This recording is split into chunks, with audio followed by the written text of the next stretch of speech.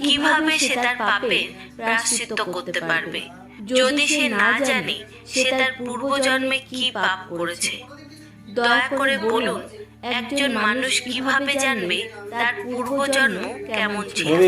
ভগবান শ্রীকৃষ্ণ হেসে বললেন, প্রিয় বৎস, আজ তুমি খুব ভালো প্রশ্ন করেছ। তুমি সত্যই বলেছ।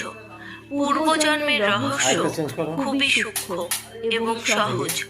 একজন ব্যক্তি তার শরীরের চিহ্ন, তার স্বপ্ন এবং তার চিন্তা ইত্যাদির মাধ্যমে তার পূর্বজন্ম সম্পর্কে জানতে পারে।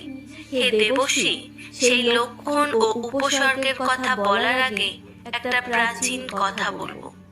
এই কথাটি শোনার পর আপনি আপনার সমস্ত প্রশ্নের উত্তর পাবেন।